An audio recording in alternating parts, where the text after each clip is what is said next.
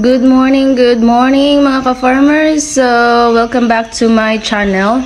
So, dito po tayo sa ating piggery. Meron po tayong injection or magbibigay po tayo ng vitamins sa ating mga biik. So, ang tinuturok po natin ngayon sa ating piglets ay iron. So, ito yung ating binibigay.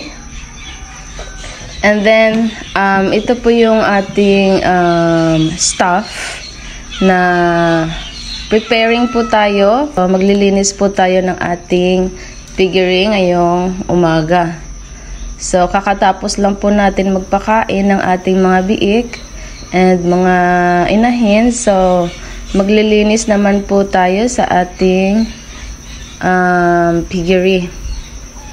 Ayan po yung ating staff na naglilinis po kada umaga. So, yung gamit po natin is car wash. So, bakit po importante ang tubig sa ating piggery? So, bago po tayo baboy or mag-farming, kailangan po ay meron po tayo magandang supply ng tubig sa ating farm. So, yung ginagawa po natin is meron po tayong deep well sa farm. So, ito ay malapit sa ilog. So, araw-araw po ay naglalagay po tayo, nagpapaakyat po tayo ng tubig sa ating drum.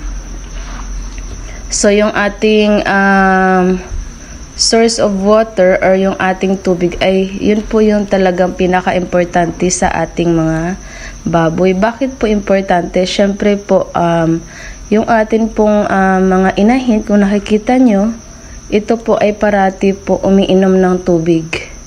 So, meron po tayong pipe dyan na merong drinker. Kung nakikita nyo yung blue pipe, yan po ay tubig. Yan po ay drinker ng ating mga inahin.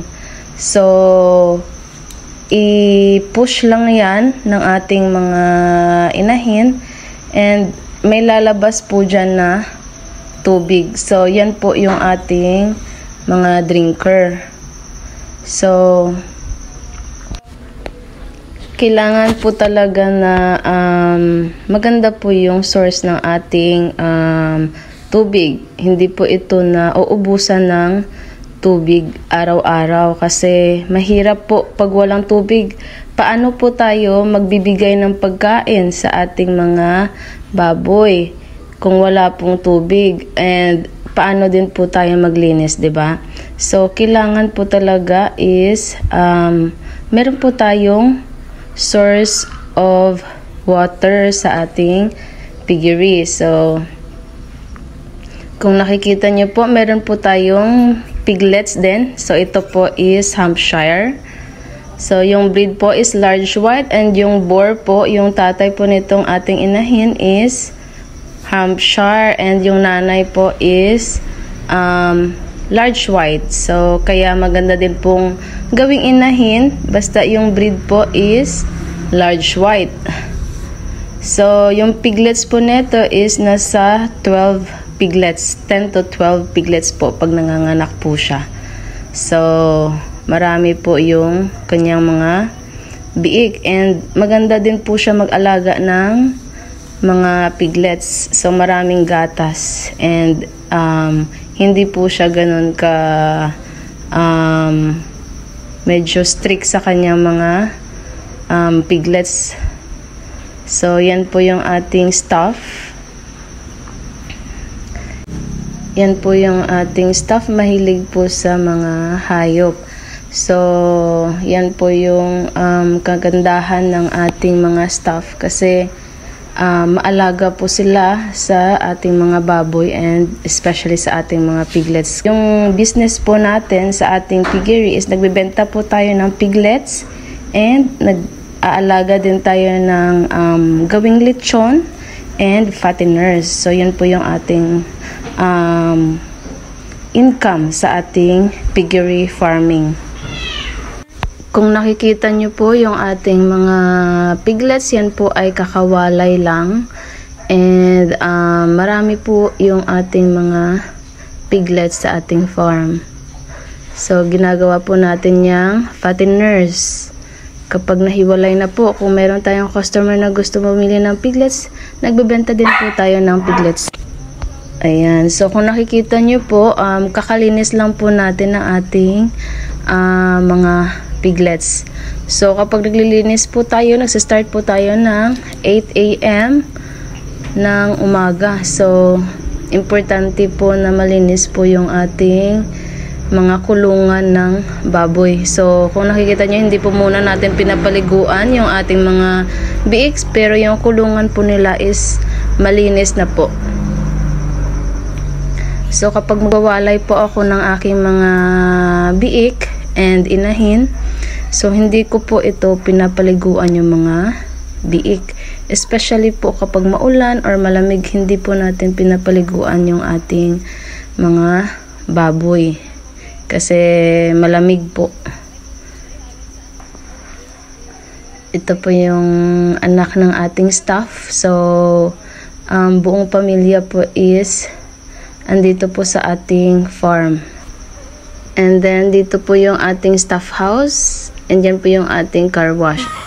Punta po tayo sa aming maliit na kubo. Ang tawag naming rest house. Ayan po yung aming rest house. Yung hammock or duyan. Ayan po. Dito naman po tayo sa ating pineapple farm. So, ito po yung aming garden. Yung mga pinya. So, kung nakikita nyo po, meron po tayong isang pinya na i-harvest. So, bakit po ako nagtanim ng pinya? Kasi ito po ay favorite ko po na prutas. So, gustong-gusto ko po yung pinya. Especially po pag fresh, kakapitas lang po. So, hindi lang po ako yung kakain, pati din yung ating mga staff. Ayan. So, yan po yung ating mga tanim na pinya sa ating farm. And ito yung mga papaya natin sa ating piggery. Ito ay sa gilid lang po ng ating piggery. Kapag pumasok po tayo sa ating farm or sa piggery farm, is meron po akong mga papaya na marami po, mga nasa 50 trees ng papaya, and meron po akong mga pinya po dyan. Ayan, so yung breed po natin ng papaya is Red Lady. Ito po ay maliit lang, mababa lang, and marami pong bunga. Hitik po sa bunga yung ating mga papaya. And thank you so much po sa lahat ng mga subscriber. And shout out po sa ating mga OFW, sa ating mga gusto mag-farming, sa mga farmers, and sa walang sawang panonood ng ating vlog. Thank you so much po. And sa mga gusto po mag-farming po, message lang po kayo kung ano po yung mga kailangan nyo po na advice, and kung makakaya ko po ay magre-reply po tayo sa mga comments. So, comment din po kayo kung ano po yung mga gusto nyo na i-vlog natin sa ating YouTube channel. So, thank you so much po everyone for watching, and see you on my next video. Thank you. Bye. Happy farming everyone.